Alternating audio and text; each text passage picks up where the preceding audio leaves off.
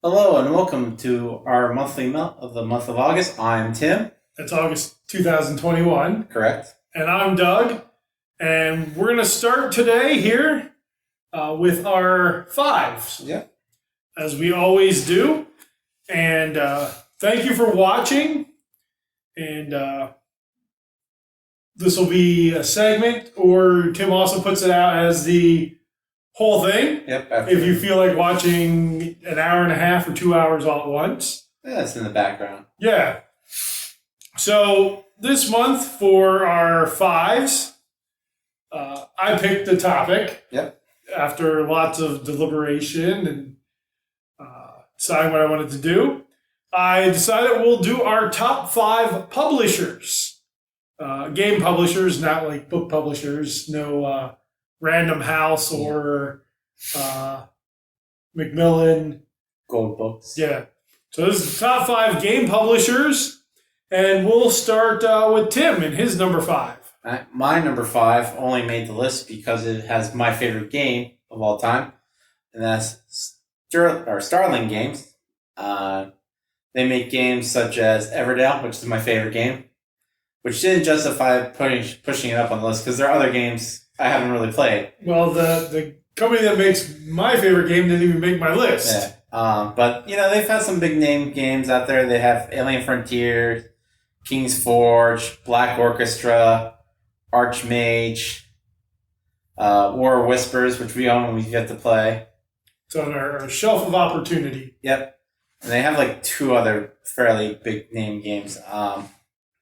But yeah, I would say their cornerstone is probably Everdell because it's the one. Well, it's their biggest game. I don't know. When I was looking at BGG of all the games they've done, Alien Frontiers, they have a ton of expansions for that. I believe that was a Kickstarter game from a while ago, wasn't it? And it came out. It came out last year in 2020. It has the base game. They have like 4 expansions, like 12 promo packs.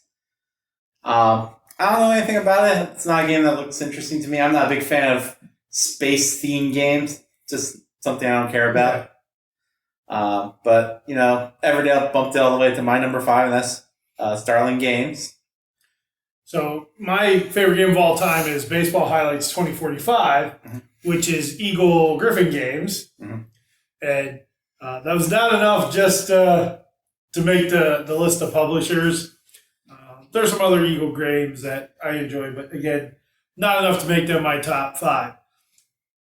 So my number 5 we will talk about later, as it is higher on Tim's list. Right. So now it's my number 4, which this will be a quick top 5 because my number 4 is higher on Doug's list. So then we'll go with my number 4, which again we'll talk about in a little bit because it is higher on Tim's list. Yeah, that's amazing how it works. So again, yeah, like Tim said, this will be a quick top 5. Which is nice. Or a quick 5s. All right, so now we're at my number 3 because we've volleyed back and forth. My number 3 is not on Doug's list, which is surprising because we actually own like 80% of this company's games, which they don't have a lot of games. Yeah, for one thing. And they always have great production, and that's pencil first games. They make games like Herbaceous, Skull Hollow, Sunset Over Water, the 100 Tory, and the one that's coming out this year is Malt Peak, which is a lot like Skull Hollow. It's their follow-up, which is a fantastic 2-player game out there, by far. We've only played it a couple times. Yeah. We need to play it more. But yeah, Pencil First always has good quality components, great rule books. I cannot stress that enough. Every time we play one of their games, we understand what the rule books are saying. Yes, that is a very big thing. We just got the pocket-sized Herbaceous a little bit ago, which is a reprint. It was a game that is shrunk down that worked just fine being shrunk. Yeah. Just didn't have the names of the herbs on the card, which is fine. Didn't matter. Sunset of Water, gorgeous looking game. Yeah, very good artwork. We've yet to play the 100 Tory. That's on our shelf of opportunity.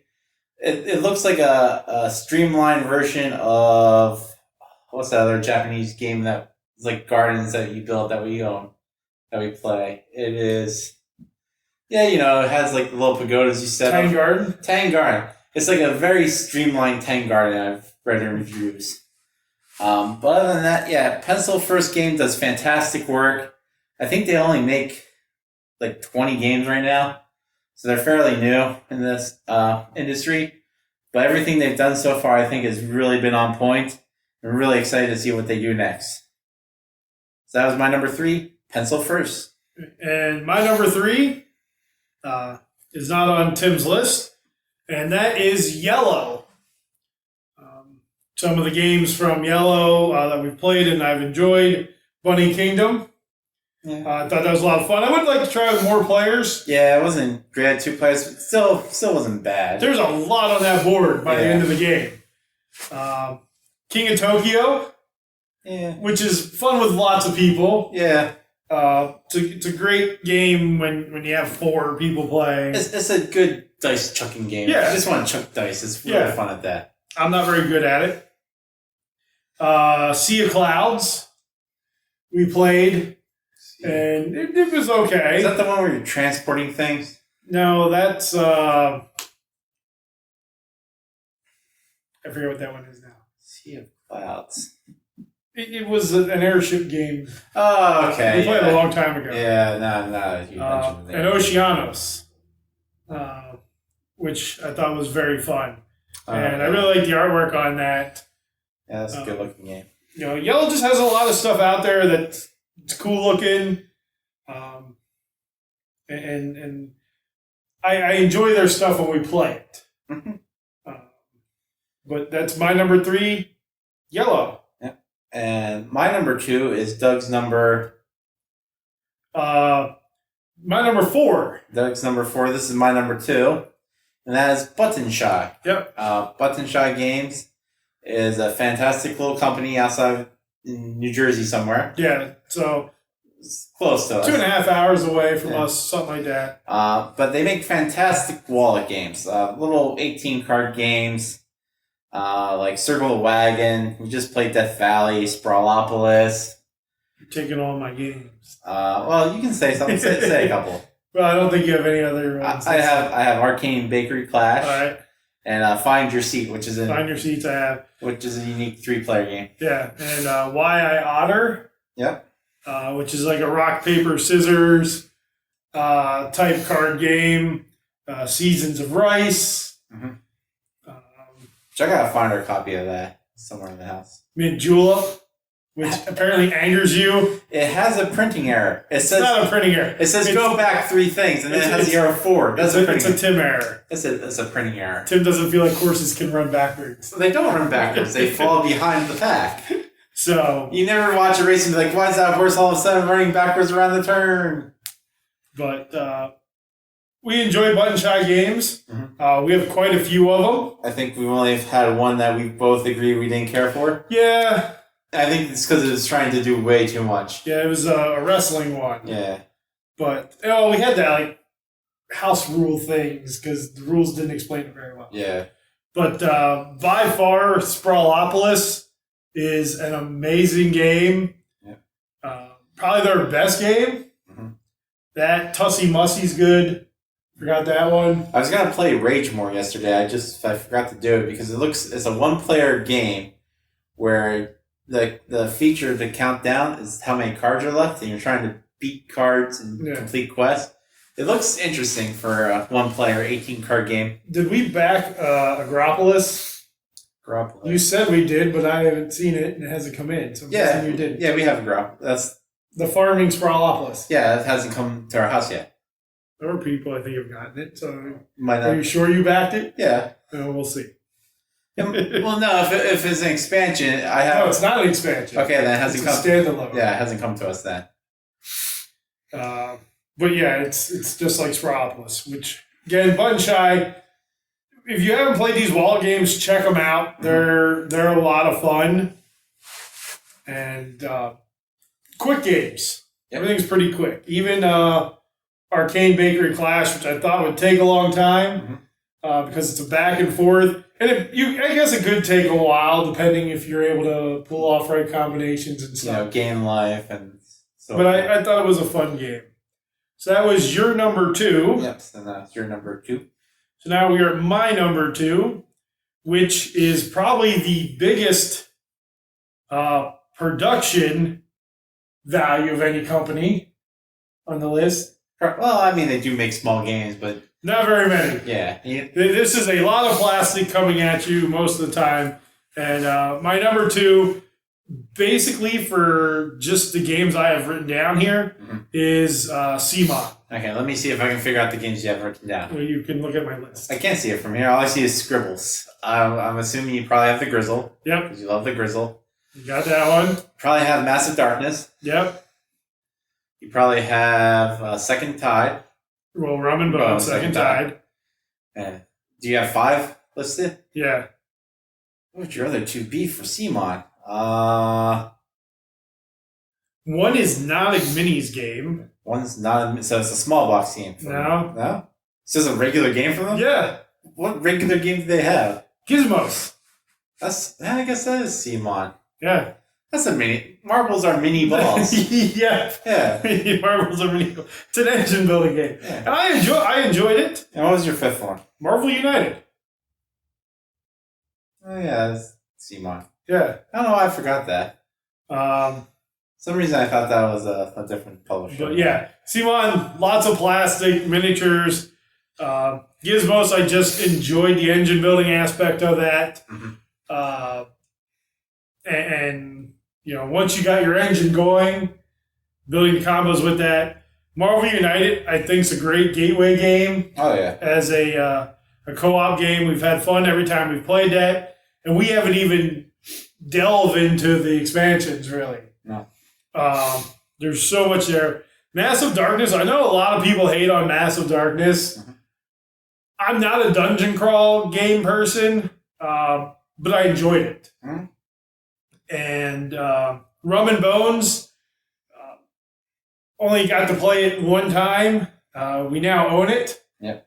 So we gotta play it. So now we can play it more. But I love that, just the swinging from one boat to the other and falling in the water and the back and forth of just fighting each other. Loved it. Loved the minis on it. And my favorite game from them is probably their smallest game, and that's the Grizzle. I absolutely love the Grizzled. Well, you can get a big version now. You can get like the deluxe one where everybody has a mini. Yeah. The cards have been turned into minis. Well, and that one has I believe it has a campaign mode to it. Thing. So I'd like to get that just because I really like the Grizzled. So my number 2, again, lots of plastic, but my favorite game doesn't have that from them. Yeah. And that is CMON. And my number 1 was your number, 5? Number 5. So my number 1 is Doug's number 5, and that's Haba. Yep. Haba is a great game when it comes to making children's games. Yeah. Which is... They make some great family games. They do. Probably the number 1 game that we teach people. Karuba. Yep. That was on my list. I listed Karuba. My list is probably the same as yours. It's Karuba, Animal Upon Animal. Yep. Rhino Hero. There's only 3 I listed. Those are the only 3? Yeah. Monza. Don't know how you missed Monza. It's the best racing game ever made. Yeah. And then the last one I put on my list, I only put it there because it took me by surprise, and that's Unicorn Glitter Luck. I don't know anything about it either, but it comes in a pink box. There you go. Which is completely different than everything else of theirs, which is always yellow. Well, the yellow box, but their family line, Kruba and all that, isn't in. Well, yeah, but this is their kids, but it's in a pink box, which I thought was very. They also don't they make that mouse one? But the one that we played with the pop thing? Well, no, with the cups. And you gotta slam the cup on the mouse or whatever, and you're pulling the mouse with the rope tail. Probably. I think that's the list had like 400 some odd games. I didn't go through all of them. I mean, they made Gobble, which is the one where you're putting cups on top of cups, and Banana Party. Did they do Banana Bandits? I don't think. I don't know. No, but Haba, tons of games. great for kids. Great for adults. Yeah. I mean, if you just want a quick game and you're like, I got 10 minutes. Yeah. I mean, animal upon animal, great stacking game. Yeah. Awesome stacking game. No matter kid, adult, senior, tween, whatever other age groups there are. Pre-senior. Yeah. Is that where I'm at? Yep.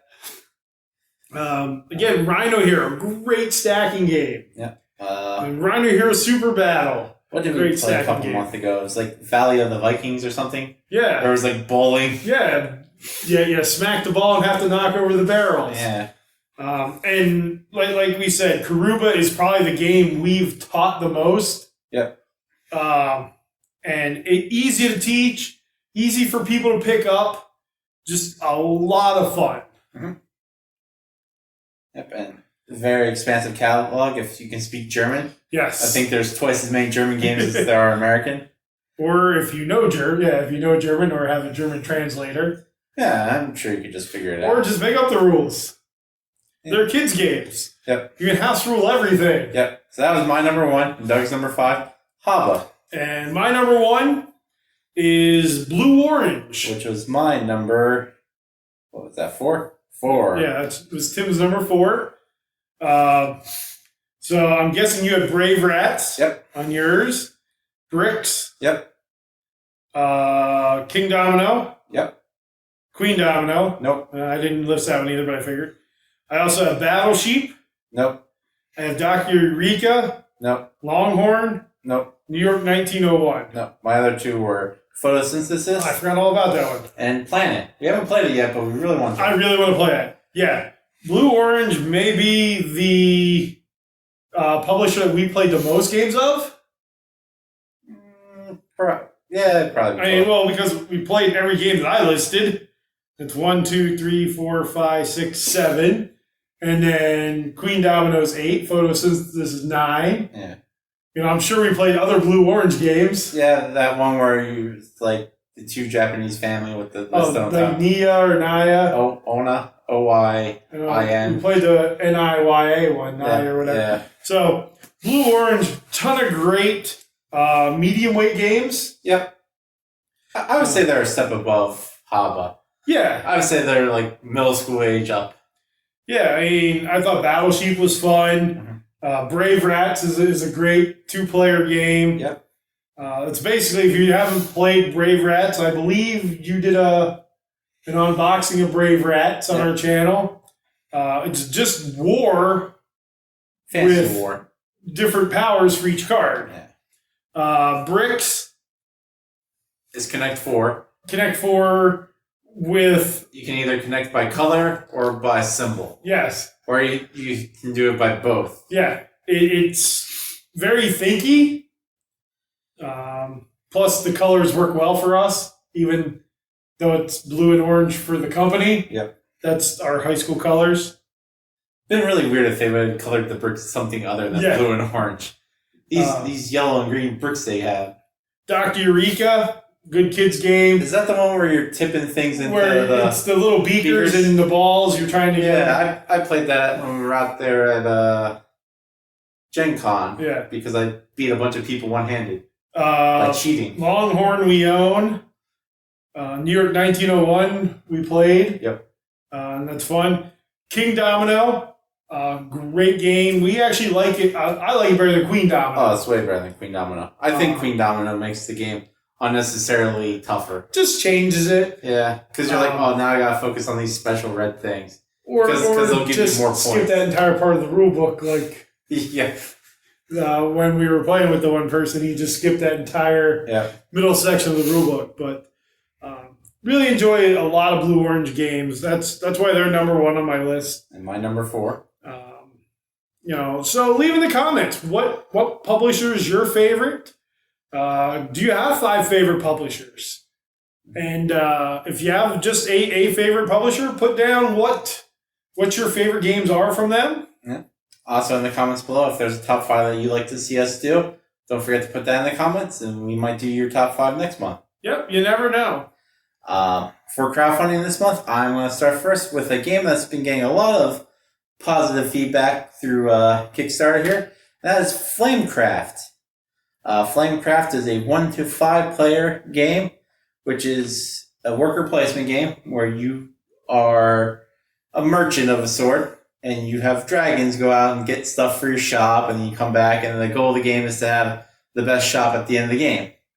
I think the reason it's got such a great positive feedback is, one, the art's very adorable, by far. Well, that and you get plastic dragons. Well, that's if you get the deluxe version. The non-deluxe version just gives you meeples, dragon meeples. But meeples? Yeah. I mean, it comes in a ton of languages. Meeples.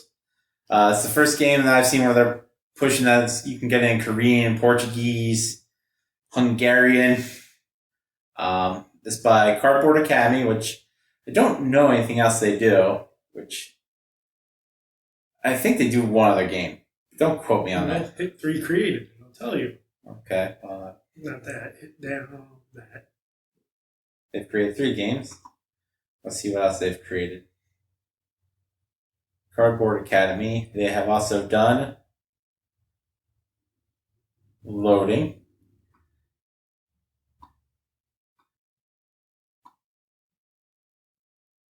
Mission Catastrophe, which I do remember hearing about.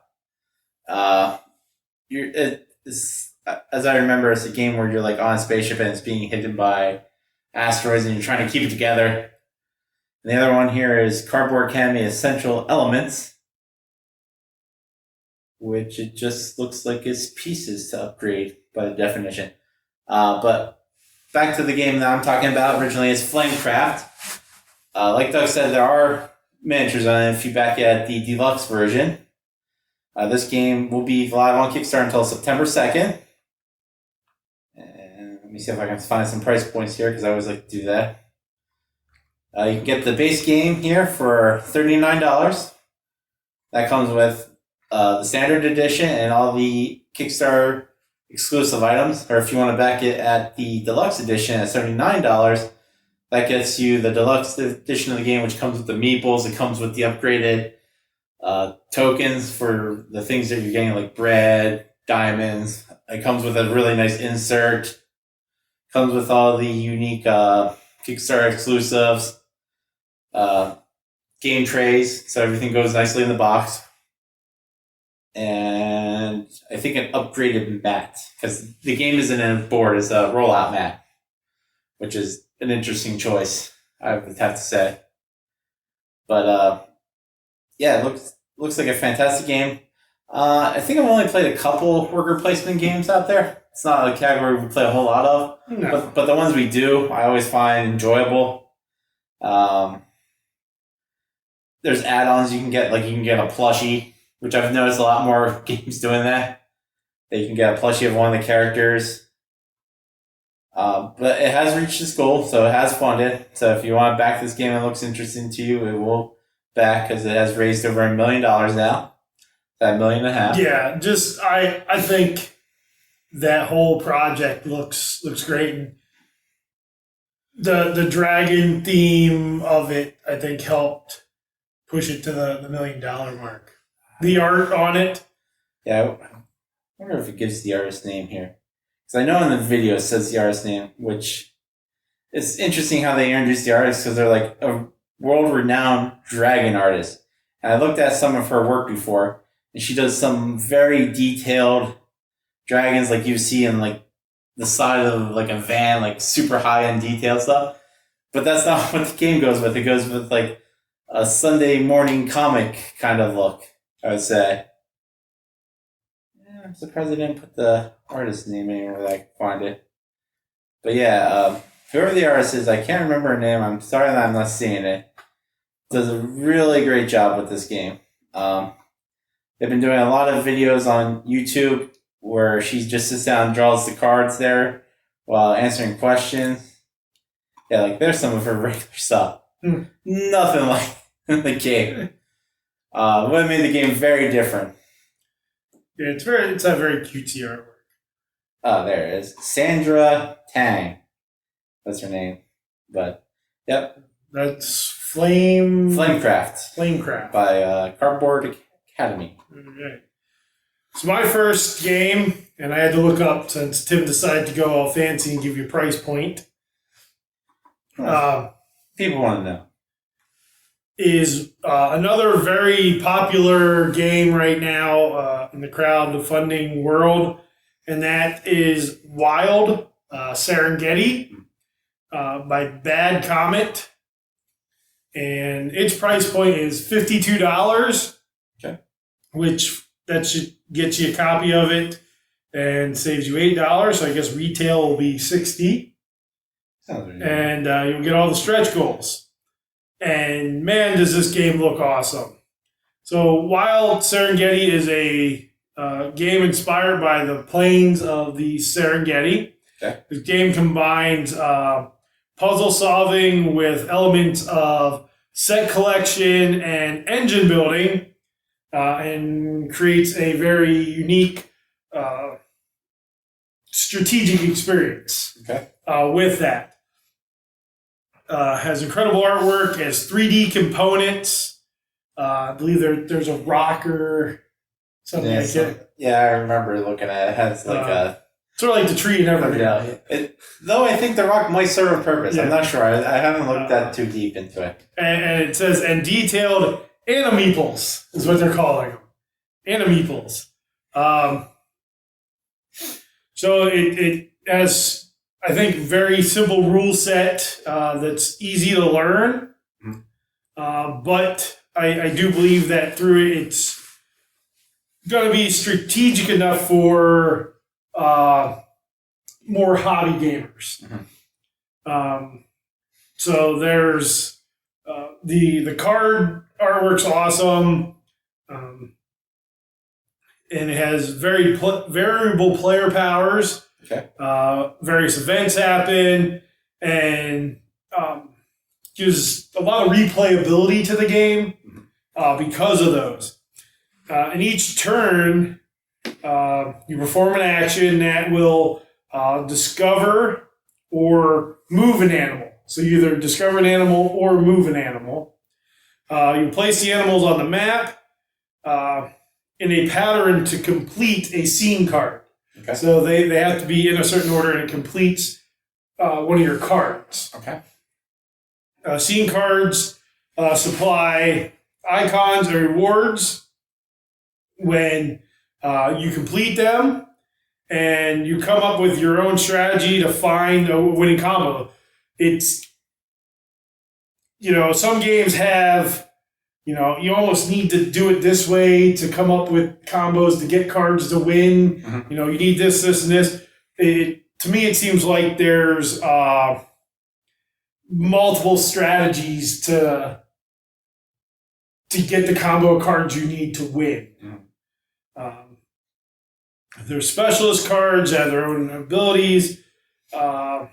And really, to me, it looks like the strategy to play this game is very open. So you can play the game a completely different way strategically than I do, versus I think a lot of games where it narrows you. There's, Now, do you remember if the animeeples are screen printed or stickered, or are they just plain solid color? I don't remember. I'll tell you in a second. Because I figure that's a big visual component of the game. Because when you're talking about creating a scene, for some reason my mind went to that game that came out a couple months ago where you're like sitting at a table, it's like a French table, and you like it does come with the big rock and a tree. Ooh, so both a rock and a tree. So yes, they are like screen printed. Okay, so there's detail on them. Yes. Okay. Because I was thinking they should have maybe gone with the acrylic, like that game where you're sitting at a table, you have to make the family dinner, or like a kid has to be in front of the chair and like a lamp has to be behind them. Don't remember the game. It didn't do that well, but I have no idea what game you're talking about. I remember seeing it. I was going to show it to you because it was such a unique thing, because you actually had to use your phone to see if you met the criteria of your pictures. So it comes with 3 lions, 3 zebras, 3 hyenas, 3 gazelles, 3 jackals, 3 leopards, 3 wildebeest, 3 rhinoceroses, 3 crocodiles, 3 elephants, 3 vultures, 3 giraffes. And a cardboard tree, and sorry about that. And a boxing ring, so that's the Thriller in Manila. And a huge, what they call the Rock of Ages. Looks like a lot of fun. The $52 price point, I think that's pretty good, and it is already funded. Again, I'm not over the top with Tim knowing all these numbers. So they're asking for $20,000. They're at $86,000. Okay. And that goes to September 17th. Okay. That's Wild Serengeti. Okay. My second choice for crowdfunding is a game called Near-Mage. It goes until September 3rd. This is a video game. I always like to switch it up. Otherwise, it's just board games on top of board games. It's either this or there was a comic book out there that I almost put on here. Okay. That was like comics of like Native American like folklore, which almost made the list because we were talking about that a while ago. But this game is called near-mage. It's coming across multiple platforms: Nintendo Switch, Xbox, PlayStation, Steam. It's currently funded. It's made $100,000. They're asking for $30,000. It's probably my favorite genre of video game, which is point and click. I just love point and click because it's slow moving. It goes at your own pace, really. But it has an element where you are a person that dabbles in magic and you live in Transylvania and you solve all your problems by spell crafting, where you're like, oh, I gotta combine earth and fire and like light magic, and you help the person along you in this town solving problems through puzzling means, like your King's Quest or your Monkey Islands, the standard point and click adventures. But has lovely artwork. I believe to back it, it's only like $30. That's if you want like a copy of the game for, your physical needs. You can get like a Steam code for like $17, which isn't too bad. Not much else to say about this. It's going to be coming out on multiple platforms. Like I said, it has multiple language choices. They've crossed, I think they said 22 different stretch goals, which just adds more to the game. Yeah, really looking forward to this one. Really thinking about backing it if it comes out to Nintendo. Did I say made in Transylvania? No, it's the background. It's where your character's at. Oh. No, I don't think there is a physical Transylvania in like the world. Pretty sure of that. We just had the Olympics. I don't remember seeing no Transylvania flag. It doesn't mean anything. They just have no athletes in Transylvania. I could be their curling team. Well, there's where it says made in Transylvania, but it's not made in Transylvania. I actually don't know where this company's out of. Yeah, I just saw that. It doesn't say here.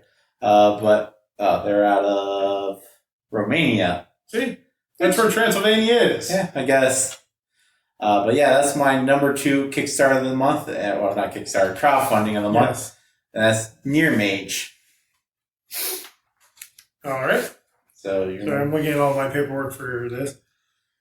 So my second game comes from the Dust Biters team, and it's a game called Dust Biters or Dust Bitters. It's Dust Biters. Yeah, Dust Biters sounds soft. So Dust Biters. It ends September 1st, and its base pledge is $26. Dust Biters is a 2-player game where you can control opposing car gangs in a quick and furious battle. You have there's 21 unique cars that could turn the tide of the game at any moment.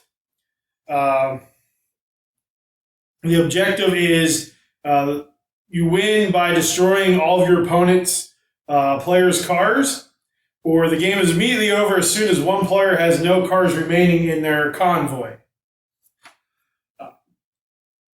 So for the game, there's turns. During a turn, you take 3 actions. And at the end of each turn, the card at the back of the convoy is destroyed by a dust storm. Okay. So the turn's over once players spent all their actions. And then for the cost of 1 action, you could build, which you place a card from in your hand at the front of the convoy. Okay. Drive, which is move one of your cars forward 1 space or 1 space backward, swapping its position at the card next to it. Or you can draw, which is take a card from the top of the draw deck and put it in your hand. Or power, which is use the power of one of the cars in the convoy. And car powers have an indication that can only be used once per turn. And cars, each car in Dust Biters is unique and affects the game in one or more different ways.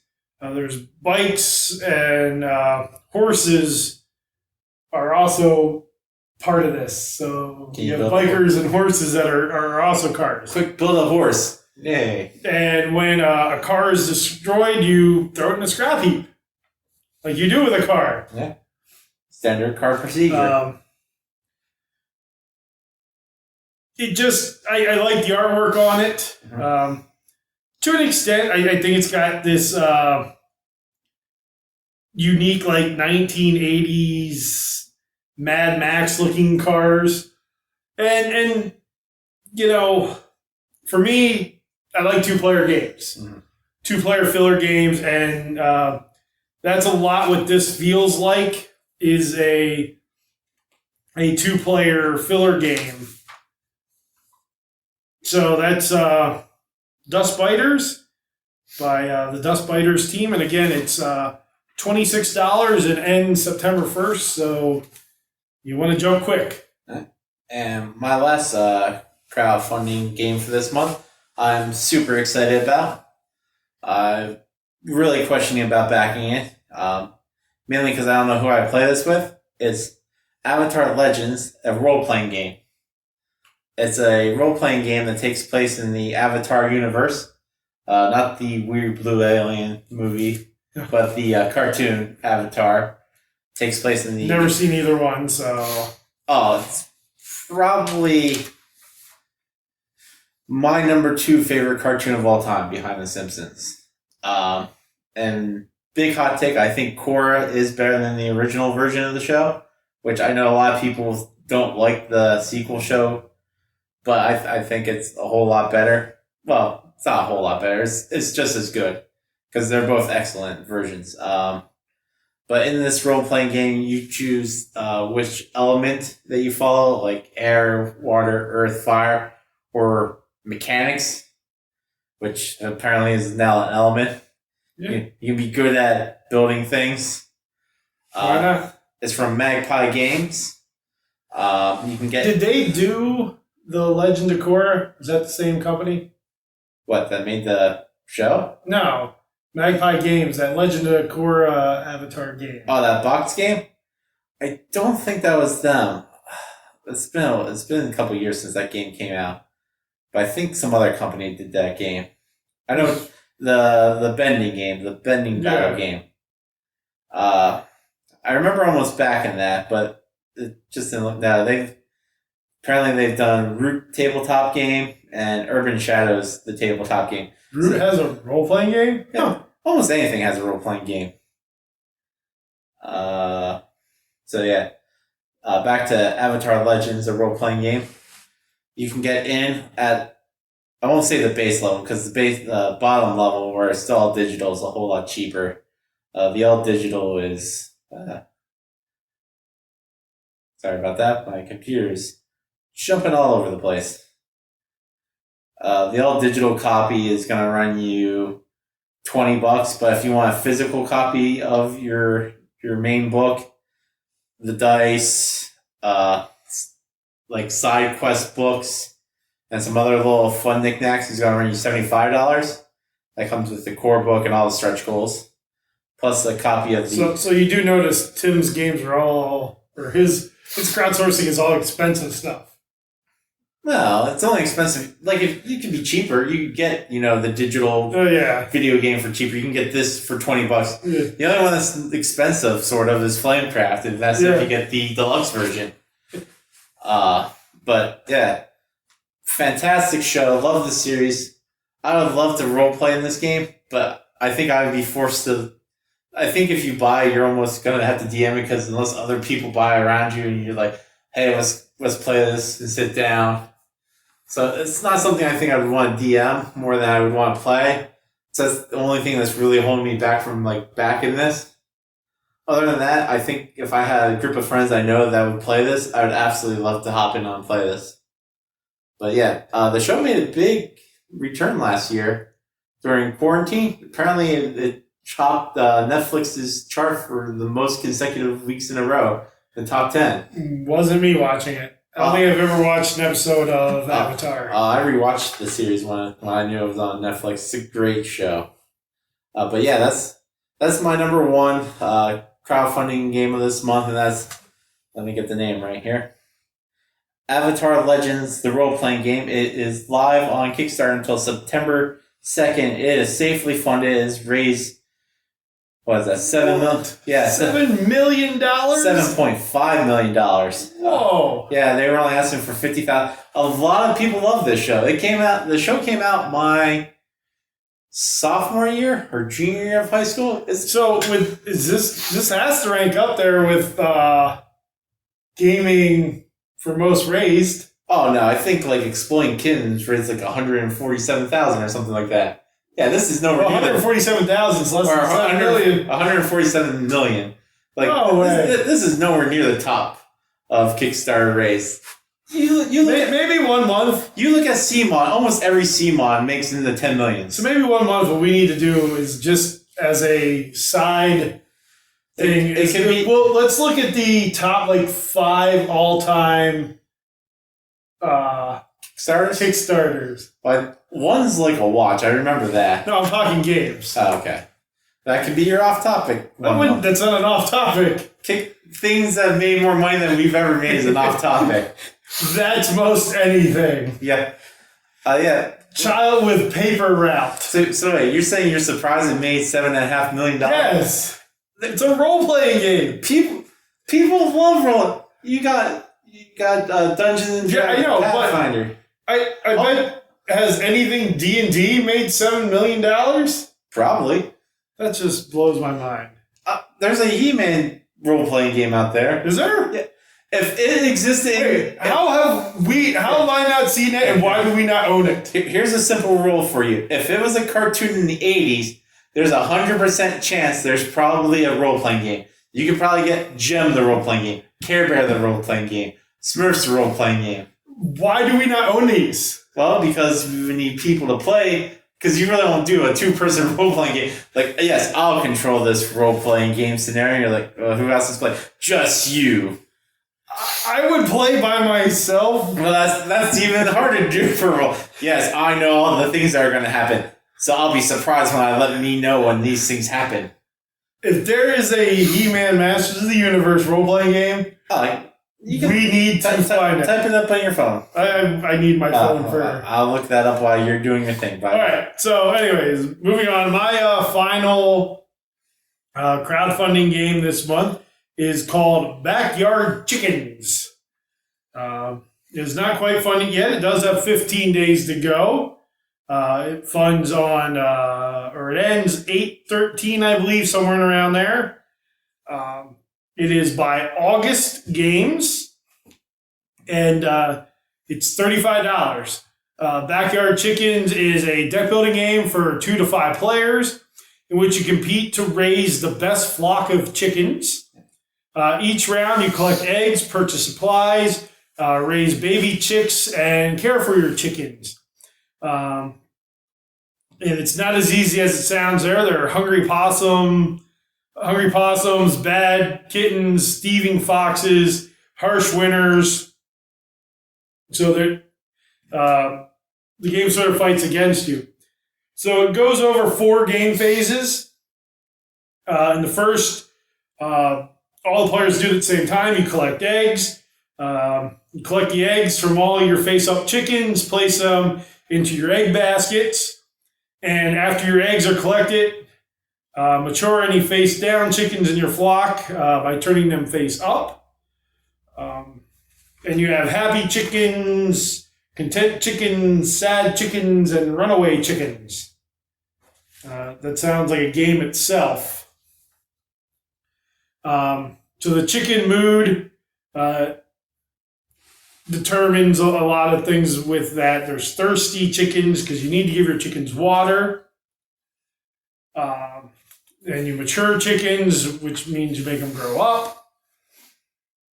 So then you have to feed and water your chickens. Draw a new hand to 6 cards. And use your water, food, and treat and special cards in your hand to feed and water your chicken cards in your flock. Chickens that have run away do not require food or water because, of course, they run away. And you're yelling, "Run, chicken, run," as they run away. So after you feed your chickens, you go to market and you sell your eggs. And so you spend 12 eggs, once you collect 12, to move your ribbon to one of the spaces along the scoring track on your player board. And this may be done multiple times during that phase. And then there's the, what's the last one? Sorry, I have everything out in front of me here, so I didn't forget anything. You have to clean up the chicken coop after you go to market. And the end game scoring, you add your ribbon scores and chicken moods and add all the points together, and hopefully you can have the best flock. For me, I just think the artwork's kind of cool. I like deck building games, so that's a big one for me. And I think it's a unique theme. You know, how many games are there about raising chickens? How much is it to back, and when does it go off? It is $35, which I don't think is a bad price. Very expensive. And it ends around August 13th. And again, it's August games, which I don't believe I heard anything. I looked them up earlier. August game, like the month? Yeah. Okay. Rise of the Gnomes, Dragon Brew, Oktoberfest, Treasure Mountain. That's really it. Yeah, I haven't heard any of those. So, but again, it looks fun if you like deck builders and you like raising chickens. Yeah. Or watching chickens run away. Yep. And to answer your question, the RPG for He-Man is called Legends of Grayskull, the Masters of the Universe role-playing game. It runs off the Cortex system, which I've never played with the Cortex system for RPGs. I've always off the D20. It's by the people that make Dungeons and Dragons Online. Is this available for purchase? It's successfully funded on Kickstarter in 2017. So I'm assuming you can find it somewhere out there to purchase. Right there. Or no, I guess that's just... that just takes you to the main site. I need to find that. The other one I need to find is that one about growing up in the 70s. That looked fun. Yeah. I'm not a role-playing game person because when we played... Pathfinder, all I did was run around and kick people, and I think I died our first night. Probably. That's because you were trying to hide, and I went up and just started wailing on the bush that you were hiding in. Yeah, because I didn't want my character to die. Well, you weren't fighting me. You were part of the same group. Yeah, and it's the one person in your group's trying to kick you to death. That seems like a fight. I'm on your side. Let me kick you in the skull.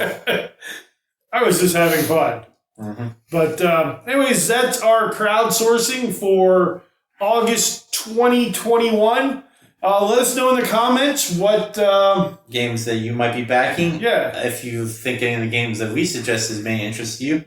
And if you recently got any that you've just backed. Yep, or any ones that we've talked about in the past. If you backed any of those and got them in, let us know. I'm guessing, no, you haven't gotten any in that we've talked about since most... the last ones I got in were, 2 weeks ago, and that was from Buttonshy. I got in Death Valley and Arcade Bakery. Yeah, it would have been ones we would have talked about early on. Yeah. If you would have back then, they might be getting it now. But again, listen on the comments if you're backing things, what you're excited about. Yeah. I do know one I didn't cover that's on GameFound because it's only available in Europe, and that's the Masters of the Universe game there. Yeah. Believe me, when the one comes out in the U.S. from Simon, though I don't know what the price point of that will be. Well, aren't they having like a 4-foot tall Gray Skull Mountain? And, depending on their price point, I don't know if I can pull the trigger. Mm-hmm. Because... it's only a month's salary. It could be. But you better believe that'll be one that we cover. And I'll start off with the first game because I'm the only one that played out of the two of us. It was called Who Would You Choose? Which was a very interesting game. Well, it was a prototype to a game. They're still working on it.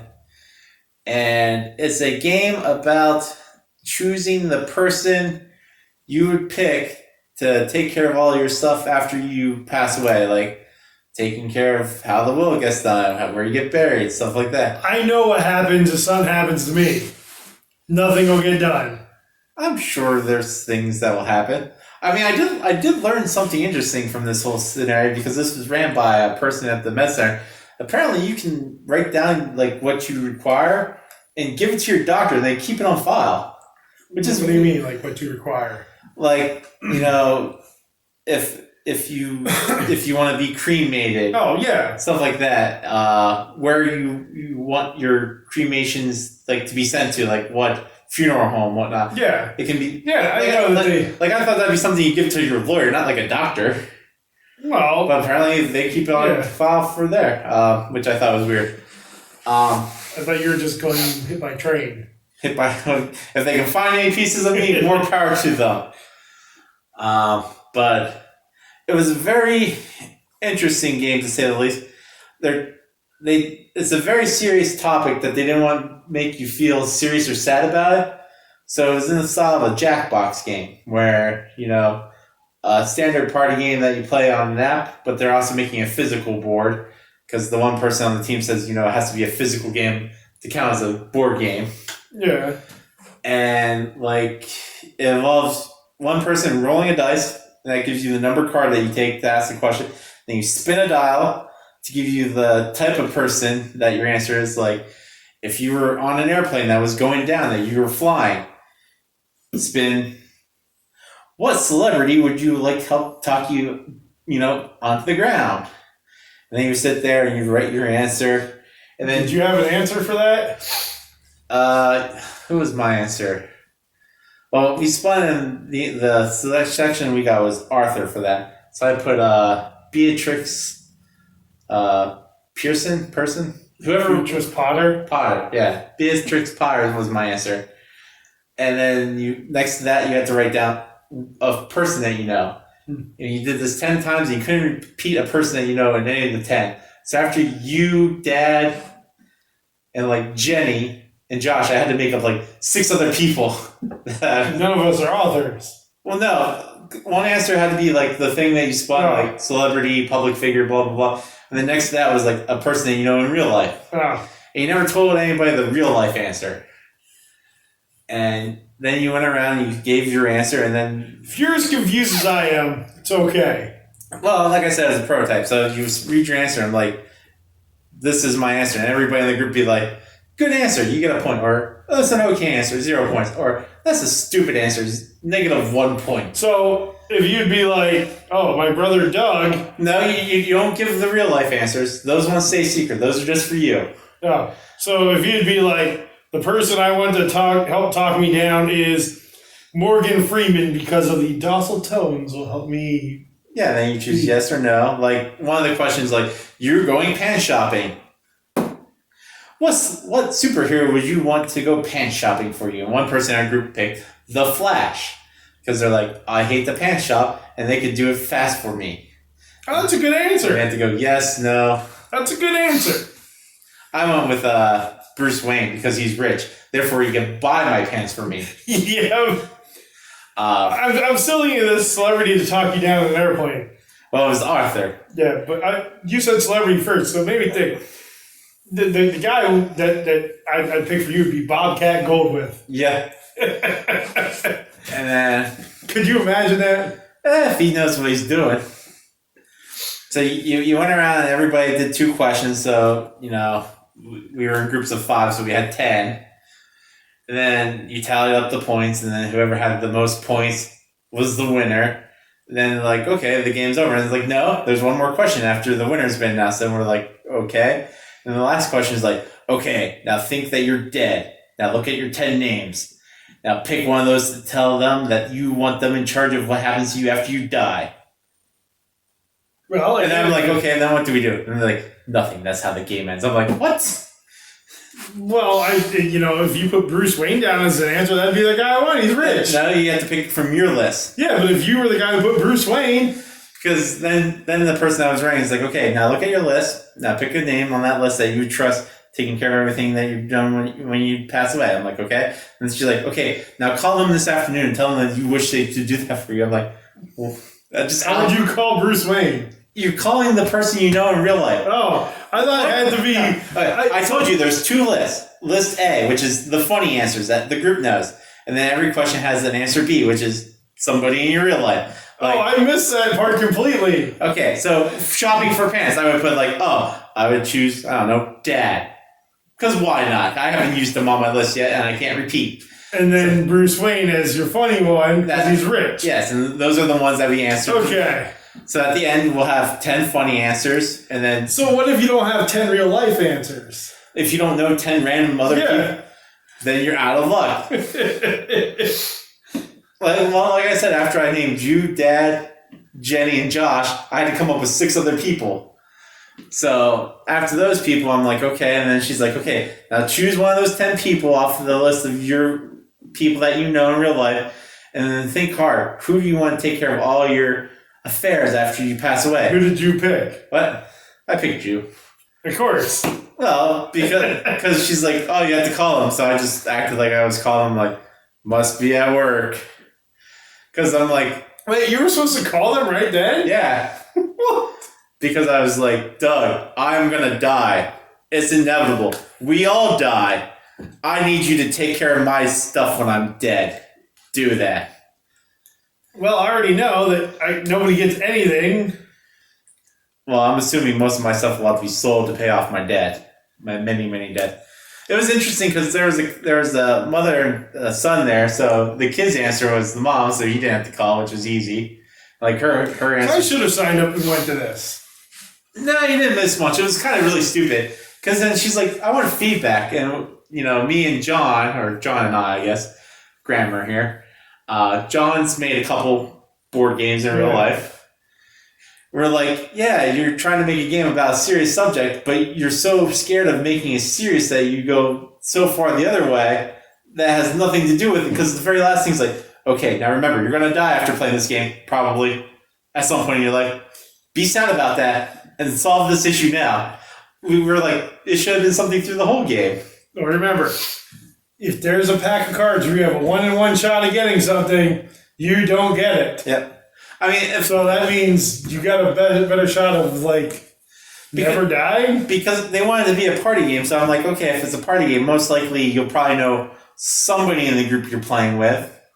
So we were like, we should have made the questions like, who in this circle that you're playing with would you want to handle an issue if you snapped your leg and you had no income for a month, and you're like, well, James over there is a sucker who would give me cash for 2 months with my broken legs. Who's the biggest sucker in the group? Well, that's how I would answer. I'm sure other people would be nice.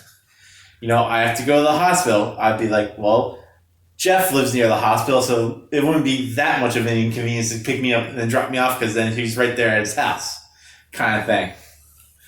It was those kind of questions.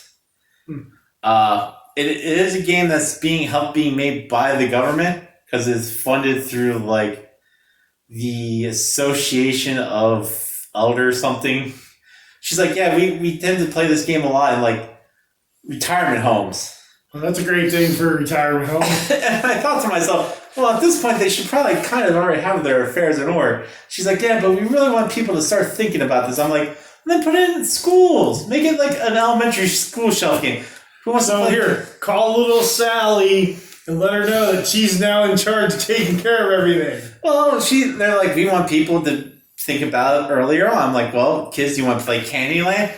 Or what happens when you die? You know, give it a catchy name. And like, well, isn't that Candyland in general? Or no, that's life. Yeah, that's the game of life. I don't think you can die in that game, actually. I don't remember.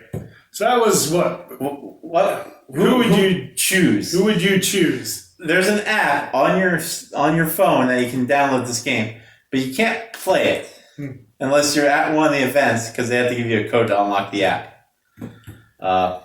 It's also interesting because they steal the type font for the show What Would You Do from ABC, and that's like the font for yeah. So that was the game that you played. I didn't go to that event, and it sounds like I'm glad I didn't. Yeah, you missed out on $50. Yeah. And so the next game we played was called Ahead in the Clouds. Mm-hmm. That is a button shy game. Yep. It's a 2-player game. It's an interesting 2-player game because you set up the board, and then the board can get destroyed. But it's almost always set up in the same formation because... Oh yeah, I completely forgot this about... That's the main function of the game. No, I completely forgot about this game, like, in general. Is that why you want me to talk about this? Okay. There are 5 cards. Yeah, they give you water, oxygen, hydrogen, stone. So water and stone. Yeah. And then there are 2 cards that one turns that into oxygen, and the other card turns it into hydrogen. Yeah, and then one. And vice versa. There's another card where it's vice versa, or you can flip those cards over, and it takes the hydrogen and converts it back to the water and stone. So what you're doing is you each have a starting mill workshop. Yeah, and then you have to connect the buildings to yours. Yeah. And then you get those resources. Yes. But once you connect, you have 3 actions. Mm-hmm. And the connecting to your workshop is a free action. Yes. So then you could use all 3 to collect stone. You could use all 3 to collect water. You could use, 1 to turn stone and water into hydrogen or oxygen. But if you have to go through your opponent's workshop, they get a bonus, a stone or a water, whichever side their workshop is on card-wise. Yeah. Or you could blow everything up and separate it if you didn't want to go through your opponent's workshop.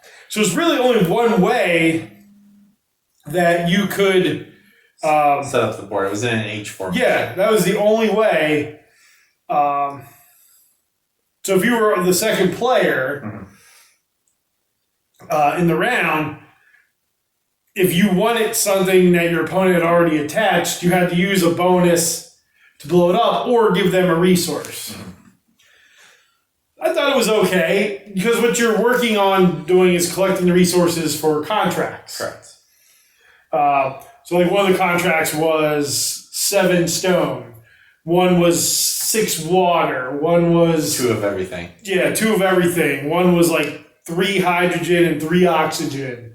And after the 3rd round, 5th round, and last round, the 8th round, you had to pay resources. Yeah, the first time you had to pay 1, the second time you had to pay 2, and the last time you had to pay 2. The only thing in the rule book that the rule book didn't say was what happened if you couldn't pay one of those. Yeah, you lost. You lost the point. Is that what it was? Yeah, like you total up all the points and then you subtracted a point at the end. So, again, button shy game. It's 18 cards. I think the game would be very samey because there's only so many ways you can set up the board when you connect everything. Well, they have a tough side and an easy. We played on the easy side. There was tougher contracts. Yeah, there's different contracts, and I guess did it come with expansions that we didn't use? I got 1 expansion which we didn't use. Yeah, because you had to take out one of the cards. Yeah. I do like how the resource cards are set up, where you have them in front of you, and you just rotate the card, and the arrow points to you, and then you flip over the card and it spins you. You did need to provide your own markers, Coins, yeah, to cover up the contract. coins or blocks or something to cover up the round track and the contracts. Yep. But I thought it was a decent game. Yeah. Again, there's only so much you can do with these wallet-sized games. Yeah. And for a 2-player wallet-sized game, it was decent. Yeah. Maybe what we'll have to do sometime is rank our button shy games. Yeah. Our next game that we played is also a button shy game. This is Arcane Bakery Clash. This one I got a couple of different expansions. I got the expansions that make it a 1-player game. Gives you a little scenario. But here you play as rival bakers, and you have 3 ovens. I can't stress this enough, considering the person I played kept having like 8 or 9 things in the oven. It's like, I got so much going on in the oven. I'm like, yeah, it's amazing. You're only supposed to have 3 things. Like, I'm winning this game so easily. I forgot that like the first 2 times we played. But and I also forgot to move the... Yeah, it's super easy to win when you forget how many things you're limited to and having to like move your markers down. No, move them up. Yeah. On the oven. So after each round, you have to move your oven 1... Closer to the time of finish. Yeah. And I would always forget to do that. Yeah. You basically create monsters like giant gingerbread men, or you create weapons like hot taffy, and it deals damage to the other baker. But it's also a memory game. Yep. Because you do have to remember how long the item is in the oven. Yep. Because each card, a lot of them have 2 times. So, like, if you keep it till level 4, it's worth something, or like level 6, it's worth something. But if you take it out of the oven, not on 4 or 6, when the marker gets to that, you lose a point. Yep. So you have to remember, okay, this card in this oven, if I take it out at 4, it does this damage to my opponent. If I wait and take it out at 6, it does this damage. And you only get 3 actions per turn. Yep. So if you take one out of the oven, and then you have to remember the other, it moves up at the end of the round, you have to sort of time things out. And if you ever forget, you can look at your cards, but that's an action. That's an action. The only card I don't like in the game was the one where you could shuffle my stuff in my oven. I didn't mind that. It seems like a weird... You still beat me. Yeah, I know, but it seems like a weird thing, because at that point, your next turn, all 3 of my actions have to be looking at the cards to see which one's which. You could just go by luck. That's what I did. And I thought the cards that let you have like an extra action for so many rounds or extra, that was nice. But you destroyed me in this game. It's a memory game. And I work in a field where you're forced to memorize things. Even though, I kept forgetting how many ovens I could run. Yeah. And you kept burning things like crazy. You forget to move your timers up, and then you move them up, and then things would just burn. Well, no, I wouldn't get it right. Yeah. But yeah, it was a fun game. I thought it was a good 2-player game. Yeah. I'm going to have to try the 1-player variant this coming month to report on it. But that was Arcane Bakery Clash. Yep. Again, by Button Shy. Yeah.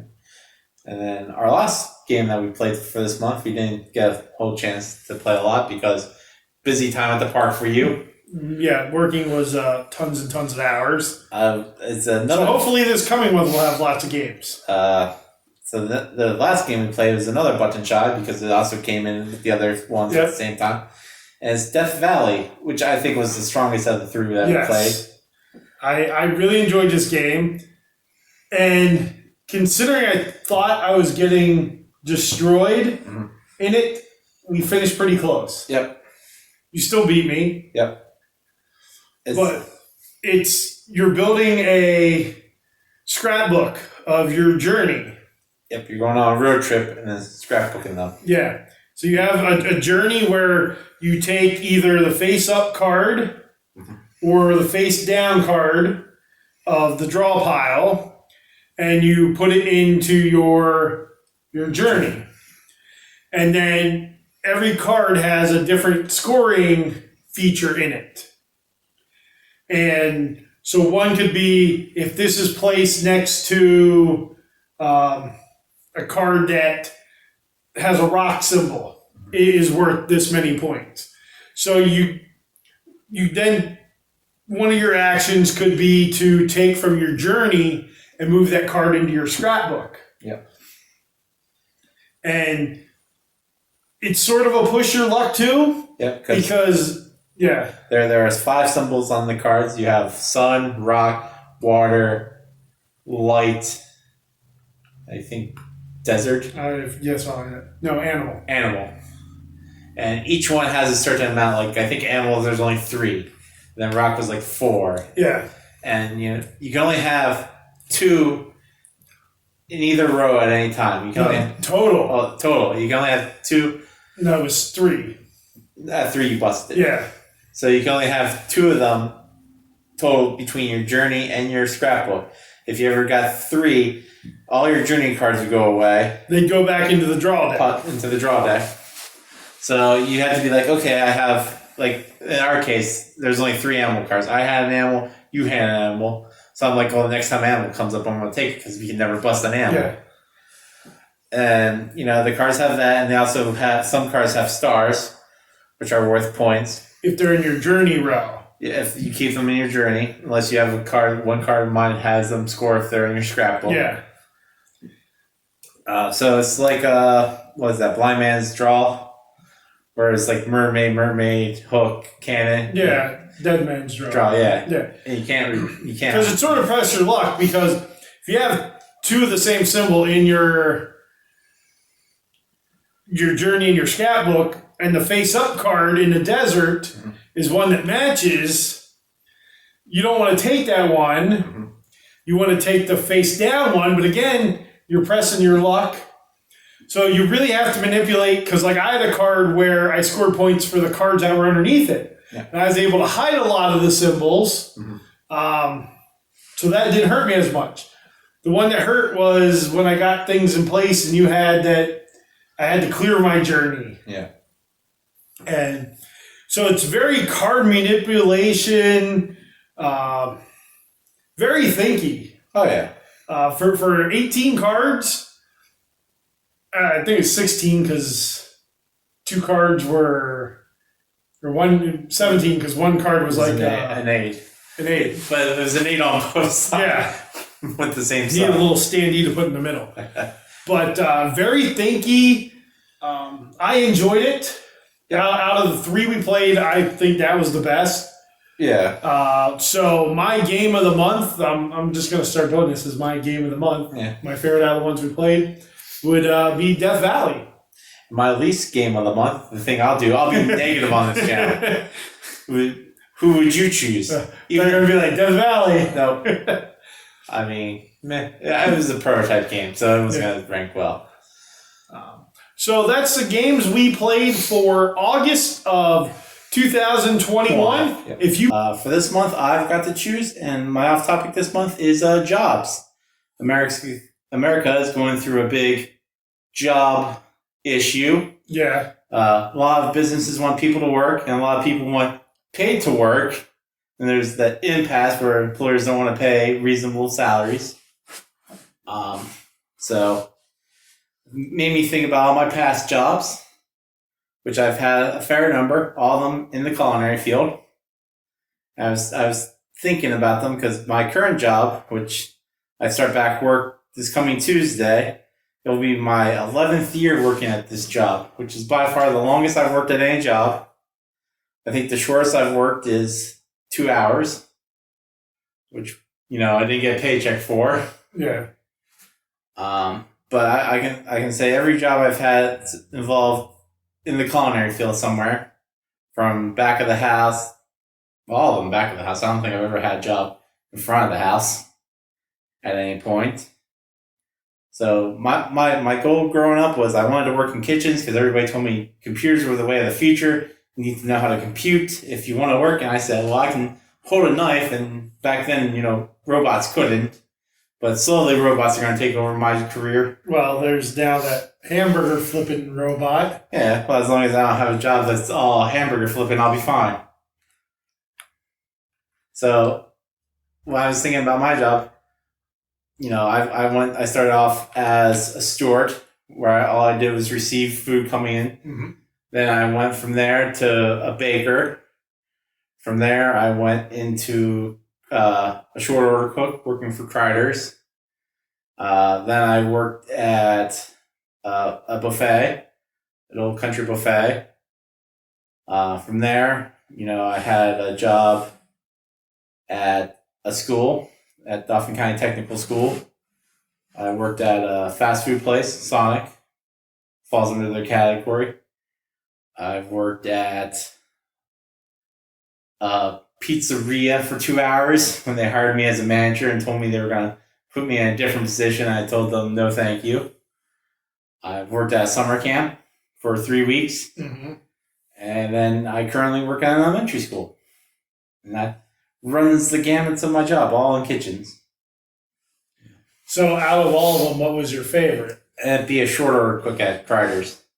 Something about just having 2 griddles in front of me and like a 10-foot long steam table behind me was probably the best career job I had. And what was your least favorite job?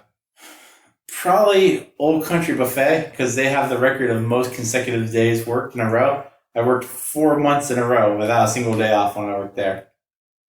And you just didn't like the work? Well, when I was there, I was in charge of the salad bar line, which at the time was 2 lines. And so I would get there at opening, and when I was working there for the 4 months, I would either get out around 8 or at closing, which was, after closing, so around 11. So I'd be working from opening to closing most of these days for the 4 months I worked there. And I remember asking my boss, hey, when are we going to, hire somebody else to also work in this position? And they're a company that has a policy where they hire in bulk every half year. So he's like, well, it's, another, 2 months until our next hiring thing. I'm like, yeah, I don't think this is going to be my day. In case we don't hire anybody, then I'm going to wait 8 months. And then if that doesn't happen, another 6 months will go by. So I got, the money was good. Yeah. I mean, it was great because I couldn't spend any of it. I wake up, go to work, come home. The only time I stopped anywhere else is when I need gas for my car. And so do you have a crazy story about any jobs?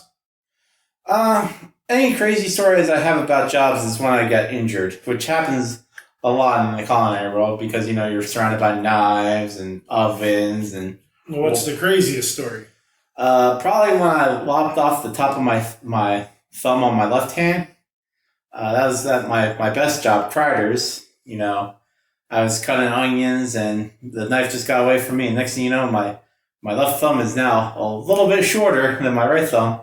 And I asked my boss at the time, hey, I'm going to run across the street because we were placed right across from the hospital here in town. I said, I'm going to run across the street and just have them stitch up my thumb real quick. I'm bleeding all over the kitchen. And he told me, no, we can't do that, Tim, because I was the crossover man. I worked from the breakfast shift to an hour into the dinner shift. So there'd be a period of time where I was the only person in the kitchen for an hour by myself after all the breakfast people left and before all the dinner shift came. So he's like, I can't have you leave, Tim, then we'll have no one in the kitchen for that hour. So he said, meet me on the dock. I have a plan. He came out with a handful of birthday candles and said, hold up your thumb. So I held up my thumb, blood running down my arm. He said, okay, this is going to hurt a bit. And he started pouring hot wax all over my hand, well, mainly on my thumb, and just kind of coated my hand. So I worked the rest of my shift in a what looked like one of those candles that you buy that are shaped like a hand. After my shift ended, I thought, well, maybe I should go to the hospital, but I didn't want to get work in trouble for me having wax all over my hand, so I just went home and decided, well, this probably stopped bleeding by now. I slowly picked off the wax. No, so it was just like the wax hand thing. Yeah. That's what, in kitchens they should have. Just a vat of hot wax. If you hurt your hand, you just shove it in there. Yeah. Let it harden. Yeah. Yeah. It works. Yeah, for the most part. So yeah, I think I've had a total of 7 jobs. So any job that you've had before that you would go back to? Well, mine is Crowded because they closed, unfortunately. Well, I mean, you could pick them. Well, I'd probably end up going back to Crowders. I mean, it says something about being a short order cook where, our menu wasn't that extensive. I think we might have had maybe 40 items on there at best. I didn't need to really do many of the dinner items because I only worked breakfast to lunch. I only worked dinner shift, I think, twice when I worked there. And, the only time we ever got packed was concert days in Hershey. So out of all the places you worked, what was, what was the item you made the most? Out of all the jobs? Yeah. Well, unfortunately, this is going to lean towards elementary schools, mainly because I worked at Stilton for 10 years now, going on my 11th. Well, I mean, but like... So the hamburgers is, across the board at most restaurants and schools. I will say probably... French fries. Well, no, we don't have fries that often. Pizza we have every Friday. I go through about... Frogwa. I go about through 6 cases of pizza every Friday. And each case has 16 times 5 is 30, 80 pieces. So 80 times 5, which is 400 slices? Yeah. Math is important for culinary. So I go through about 400 slices every Friday.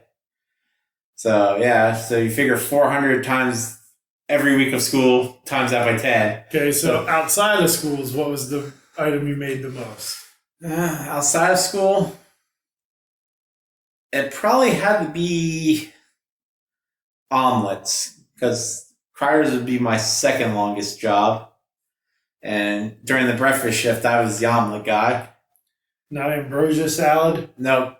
That would be Old Country Buffet. Those people loved that sucker on Sunday. I made so much of that. And that's what, just like marshmallow and vegetables? No. What? No. It's essentially cocktail fruit mixed with marshmallow fluff and then little marshmallows. I have a can of cherries in there, shredded coconut, stir, put in a big pot. So why don't you make that at home? You don't eat fruit. I eat cherries, we've decided. You eat maraschino cherries. It's still a fruit. Yeah, so you pick out all the fruit from this fruit salad and just eat the marshmallow fluff and marshmallows. And coconut. Yep. Yeah. Yep. It's basically the same. Is coconut a fruit? What is coconut? It's a nut. It says it in the name. Yeah, I made a ton of ambrosia salad every Sunday. So what's your favorite thing that you've made? I don't know if I asked that already, but...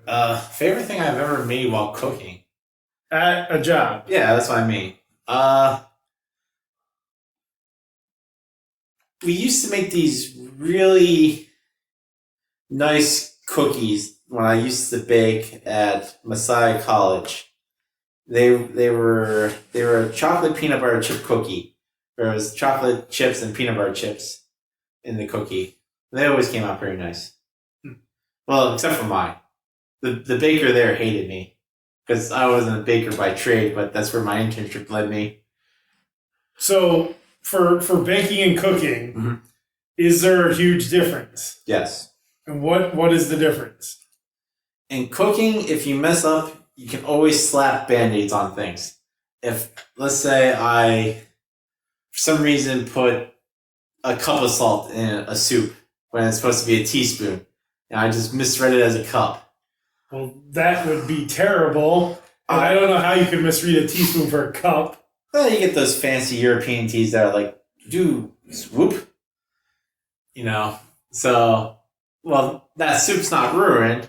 I just have to multiply my volume. By a ton.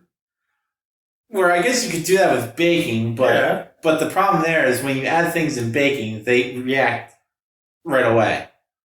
Like if he calls for a half cup of flour and you accidentally add like 3 cups of flour, you're just you quadruple it or whatever you need to. But I mean, like you would know, because then at that point your times are going to be different for everything. Your rest times, your proof times. There's more things that change for baking than cooking. Because when that soup is done, I can always add on the back end. I'm like, okay, it needs more liquid. It's already done cooking. I'm just going to add more liquid. Yeah. Nothing else is going to change. Yeah, well, baking, you have to add it all before you bake it. Yeah, exactly. Versus, you can't go back and add like 8 teaspoons of vanilla after the cake's baked. That, and for some reason, bakers feel like they need to be better than everybody and be, we're going to join the rest of the world and use the metric system. Tim, give me 400 milliliters of eggs. Here's 7 eggs. I guess we're close, I'm assuming. My eggs aren't in milliliter form. So not knowing, the metric system really hurts you in the baking world. Because for some reason they're all about the metric system. I get it. It's easier if you know it. Yeah. So that's true about anything. Everything's easier if you know the thing. So what made you want to be a cook? I feel like there's always going to be a job for you, Cooking doesn't change too awfully much in the grand scheme of history. I mean, yeah, there's different styles that are born and different techniques, but all the same is fire plus food equals, a meal. Unless it's a cold meal, but, computer... burn the meal. Yeah. Like if I got into computers, every 4 months I had to learn a new programming system or new coding. Or cars. Cars are constantly changing where you need to know how to... I mean, there's new food being invented all the time. There's... Sort of. Nowadays, they're making designer foods. There's still foods that They just... Yeah. That's not really on the cook's part. That's more of a food engineer where they're like, I'm going to splice this carrot with this rustic carrot because it has... higher beta carotene, so it's a darker red. Everybody's gonna love this dark red carrot. I'm not doing that in the kitchen. I'm like, get red carrot. I'm dipping it in food color. I'm not growing it to make it more red. Well, I guess if you left it in food color long enough, it would turn red. What? Food color you can just dip in. If it's strong enough. Yeah. So, do you think that the culinary world is expanding, contracting? I think how it's going with America now, we can expect the culinary field to shrink. Because most of your culinary jobs out there are your fast food establishment and your chain restaurants. It's just a numbers game. And they're always going to look at how to make the most profit. And the most expensive thing of any restaurant are the people you hire. So instead of saying, we'll raise your wage, we're going to figure out how to make 4 people do the job of 7 people. And then we're going to figure out how to make Robbie the robot be your sous chef. So eventually I could see it being a more cutthroat industry. Eventually we'll be the Jetsons? To an extent, yeah. I forget what they're called. We'll make a comeback. The big wall of glass doors where there's one central kitchen. An automat? Yeah. Eventually the automats from the 20 will make a comeback. I would love to have gone to an automat. Because automats you can essentially run with a minimum amount of people because it's essentially just who's ever cooking and that's it. You don't need a wait staff. Yeah. You need a building and the cooks. That's all you need. Yeah. You don't have seating. Your only overhead is your location and your people. And the food that they're cooking. You get money for them coming out of work because they have to put coins in their door so they can lift it up and head out. Yeah. But now it'd be, like a $50 steak dinner. Well, there are upper class automats. They're big in Japan where they have high-end automats, but they also have high-end vending machines. So if you had to pick one job that wasn't or if you pick a place to work that wasn't any of the places that you worked in the past, okay, where would it be? So any job other than jobs I've had. Yeah. Okay. So you can't say, any of the restaurants or schools that you worked at. Is there a restaurant out there or a school out there?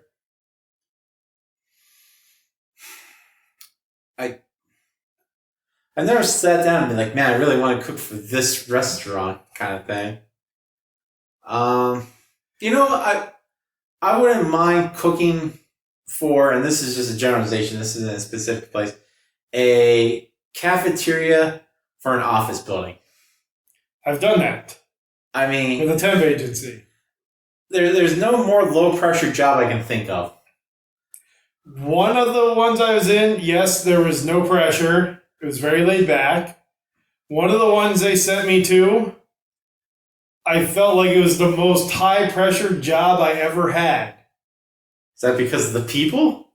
It was because when I got there, so I worked there 3 days because I was just part of a temp agency. And so the first day I get there, and it is, it is get everything done. Just we're slamming right away. And I think it was because they tried to make everything was very upscale because it was for a health insurance company. Okay. And so, like, I was on the sandwich line the first day, and I was cutting the meat beforehand.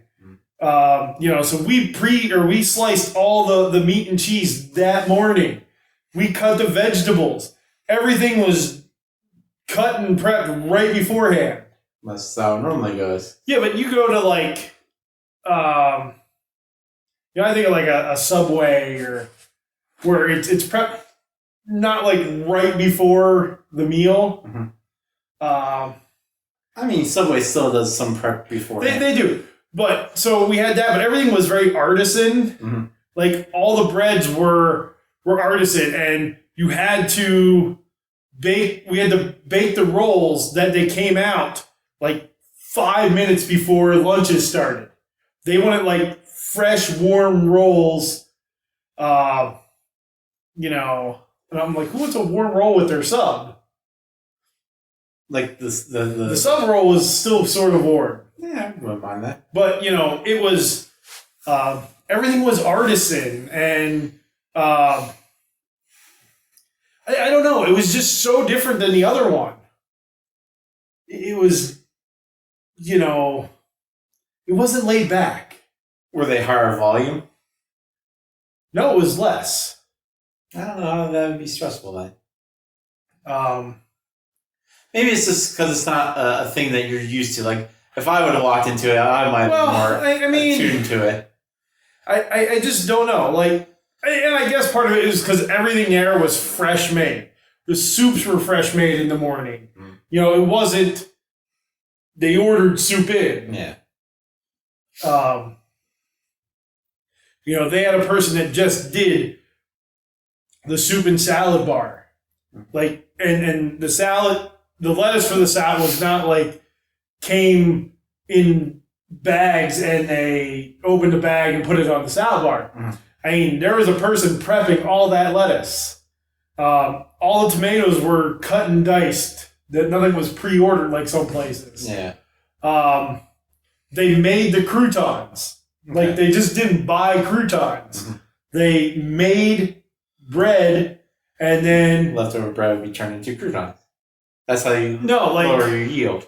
Like, that morning they baked bread and then left it in to dry it out. And we were making croutons. And I don't know, and maybe it just was me, but it was so different than the other place. I think if I was step into that environment today, I think the first couple of days I'd be overwhelmed, and then I'd get into it. I mean, it has been 10 years since I've been into a high-end make things situation. And the other, industrial kitchen I was in, it was, they ordered the soups in. And, well, there the salad bar was all pre-made. Okay. They sold pre-made salads. Yeah. The lunch, like the entree lunch thing, a couple days I was there, they weren't as fancy. The other place I worked, that was in a corporate cafeteria was sort of a mix of the two. Okay. And that's the one that I think was more realistic. But that they made the stuff off-site. Okay, in a central kitchen. Brought it to, there was multiple buildings for that company. And so they made it off-site because one day I worked in the off-site kitchen. One day I worked at the cafeteria. Okay. So I don't know. That was the one thing when I did work for the temp agency. I worked in so many different cafeteria or cooking settings. Yeah. Because I went from those to school cafeterias to a production line where, literally I stood at the beginning of this production line, opened sub rolls, put on the line for the people to make the sub as it went down the line, to where I was on the line putting salad in or lettuce in for pre-made salads. Yeah. That was a very high volume. Well, yeah, because you got to keep up with the thing. And that was one thing. And the problem was I was a little too tall for the production line because, man, I was hurting at the end of the day. Because everybody I worked with there was about a foot shorter than me. And, it was perfect for them. Yeah. I had no other places that I worked at. When you got there in the morning, you watched a video to do stretching with that video. They did that every morning. But that was like high production because they sent food out to multiple corporations, also doing very large catering jobs. I did multiple things with them. Yeah. Because I was in the production part and I also was in the catering part. I love the catering part, and I wish they could have hired me. Yeah, I will say at my current job, I don't make a whole lot of dishes from scratch. I can only think of maybe 5 that I make from scratch. A lot of stuff is pre-made. That's because of sheer volume. I'm the only cook in the kitchen at where I work, and between 11 and 1, we go through about 700 students. Yeah, and see, that's where I think that one where they made everything from scratch, it was just intense. Versus the other place where it was more like a school cafeteria. And again, it was a very upscale health insurance company versus what did they do? I think something with computers. But they didn't have a lot of people that came to the corporate cafeteria at that one. Okay. So. Yeah, because whenever I have to make a meal from scratch at my current job, it's a multiple day process because I only have so many ovens. Like whenever we do a Thanksgiving meal, which is turkey, mashed potatoes, stuffing, and other stuff, that I start cooking about a week ahead of time because I have to have my ovens for my daily use, and I have 2 ovens that I have inside just to make turkeys because I have to make the turkeys and they have to cool, and I gotta slice them. So that would be a good thing to teach the kids how to cook over an open fire. Turkey. Just be like, kids, we're gonna go out back and bring a desk. That'll be the fire. We're cooking turkeys. I mean, we've had things that I've suggested that we put on the menu like 1 or 2 times because we had surplus. A couple years ago, the government sent us a bunch of deli ham. And we must have had like 60 cases of deli ham. And my boss didn't know what to do. I said, we'll have ham barbecue. And I thought that was a common thing. And none of my coworkers heard of it. None of the kids at school heard of it. They all kind of looked at me like I was crazy. Well, see, I made that. That's now one of my. That is my January staple when I do the fire department monthly meal dinner. Well, here, I'll explain what ham barbecue is real quick in case the people that move on. Ham barbecue is deli ham, put in barbecue sauce, heat it, served on a hamburger roll. Yeah. Just, it's chopped deli ham. Yeah. And so we grew up with that. Yep. And so, I made that. That's now my staple January meal for the fire department when I cook. And the first time I made it, nobody knew what it was. Yeah. And they're all like, "Oh man, this is amazing. We've never had anything like this." And I just think I grew up with that. See, you had a different response than I had from the kids who cussed me out and said, "Never make this again," and booed me. So Tim has worked in indoors. In cafeteria. In cafeterias, you ever worked at an outdoor cafeteria? Well, that's because we don't live in like the South where they have those things. So Tim's always worked indoors and in cafeterias. Yep. Where me, on the other hand, I've always worked outside, pretty much. Or, You're ushering inside most of the time. Well, that was a 2-year job. I worked for a refrigeration company. Hey, 2 years is a long time. My job goes from 10 years, and my next closest one is 4 months. So I worked for a refrigeration company. I've ushered at a sports arena.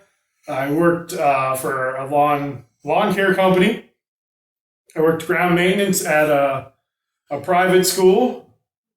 I worked for an Italian ice vendor at an amusement park. I've worked at an amusement park. That's where I currently work. I own an Italian ice business. I have a concession trailer. I worked as a temp worker, which was mostly all cafeteria work. And I worked for a minor league baseball scouting firm. And I worked for my church, or our church. And I think I got everything. Yeah. I've had quite a few jobs. And most of them have been outside, in the heat, unlike Tim, who likes to take it easy indoors. Because kitchens don't get hot. Those frigid kitchens when you're surrounded by ovens. You have the chance to walk into like a walk-in cooler. And that makes it worse. You're never like, oh, it's 107 degrees in here. Oh, I'm going to go into this freezer that's negative 10. 2 seconds later, oh, I'm back on the sun. Yep. Why? So, but as you can see, we worked a bunch of jobs between us. Mm-hmm. And very different, with Tim being all in kitchens and me being all over the place. But we're both in the food industry. Yep. And which sort of fits with our last name. Our last name is Beatty, and the Irish meaning to that, our family does come from Ireland way back. It's basically that you host or you own sort of like bed and breakfasts, or you work in the food industry. So that sort of does fit. I guess we're following the family name. But if you'd like to tell us your favorite job, you can put that in the description. If you'd like to tell us your least favorite job, put that in the description. Mm-hmm. How many jobs have you had? And just give us a number. If you had like 40 jobs and you're 20 years old, which is about the norm, I would say. People I wouldn't say that's out of the ordinary nowadays. I know some people personally that have worked 4 or 5 jobs in 1 year, and not at the same time. Mm-hmm. They'd work a job for a couple weeks and be like, "This isn't for me. I want someplace else." They'd work a couple weeks. "Oh, this is too tough." They'd leave there, go someplace else. I will say I've never been fired from a job. I have been twice. I've been unhired from a job where I was told I'm not getting the job. I was let go. I actually had to be hired to be a scout leader for a private school. And I was called and told that they were going to take the program a different direction. Which is what you do with a national program. Yeah, when it's a national program that has rules, regulations, and written advancement. But for that, I was actually fired by voicemail. They left the message on our answering machine. Yeah, it's better than getting like a telegram. So that was I was let go by answering machine, and the other one I was let go from was my day off, and at 7 o'clock in the morning I got a phone call while I was still sleeping telling me to take my keys and leave them in the trailer where we were working, and that was it. You know, I think that was pretty much because I was the highest paid employee. I don't know really. There was really no answer other than, you know, it was a good morning. This isn't working anymore. And again, that was on my day off. Got that by phone call. Yeah. So that was after 5 years. Yeah, that sounds about right. So yeah, both times I was let go was not in person. So if you have a crazy story about being let go and you want to share it in the comments, let us know. You know, I know people have been let go crazy ways. You know, did your boss come in and just take your stuff and put it in a box and throw it outside? You know, who knows? Yeah. So with that's going to wrap up our monthly MILF for August 2021. Thank you for listening. Please do like and subscribe. Leave comments down below, like Doug said. Share our videos with people. It does help. We are trying to grow the channel. And with that, I'd like to say thank you for watching. Yep. And again, like Tim said, watch, subscribe, share, hit us up on Instagram. Yep.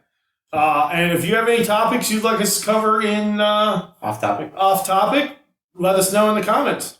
Again, thanks for watching. Goodbye.